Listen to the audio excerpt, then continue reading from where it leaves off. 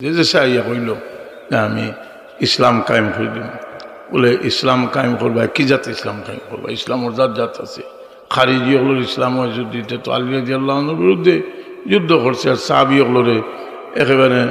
মানে বিনা উস্কানিতে উদাউদি রাস্তা থইয়া সাহাবিরে কাতল করলো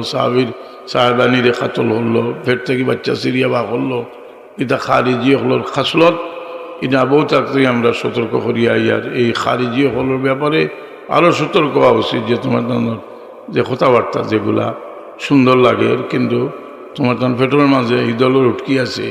এখন তুমি দেখা যায় মুখও লাগাইছো কতটা আর মাতি বাজার সময় পিঠে থেকে বারোই বইদের সময় কিরা বারোইব মোমে রাম রাম আর বগল মে দা মুখো রাম রাম আর বগলের মাঝে দা লইয়া গুরুরা আসানি না আল্লাহ হুঁশিয়ার থাকা উচিত আমরা মানুষের বোঝানি উচিত যে এরা আসল চরিত্র একটা এত বড় অন্যায় এরা করে যে করিয়া আবার এটা ডাকবার লাগে এটা মানুষের জীবন এত বাদ এখন মানুষের লাগান এটা তো মুনাফিকর কাম মুনাফিকে হলো শাস্তি কোনোদিন হয়েছে না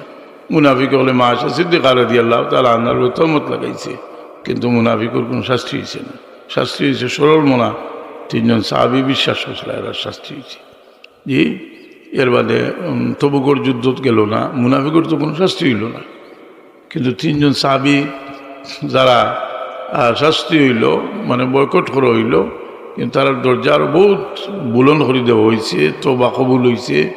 ওয়ালা সালাসাতিল্লাযিনা খুল্লিফু হইয়া কোরআনে বাক্য হয়েছে তো মুনাফিকর বিচার হয় না মুনাফিকে কথা দিয়ে ডাকিলায় কথাটা বুঝছেন নি তহমত লাগায় বুজুর্গ তহমত লাগায় আল্লাহ নবীর দোষ ধরে সাহাবায়ে কেরামর আদালতের অস্বীকার করে তোরা মুনাফিকেরা কোনো অভাব আছে সাহাবায়ে কেরামর সবচেয়ে বড় দুশ্মন এরা সাহাবায়ে কেরামর দুষ্টুটি ধরে আবার কথা উঠ্র করে ও তো তা করিয়ে যায় আল্লাহ আমরা এরা ফিতনা থাকি বাঁচিয়ে রাখতো।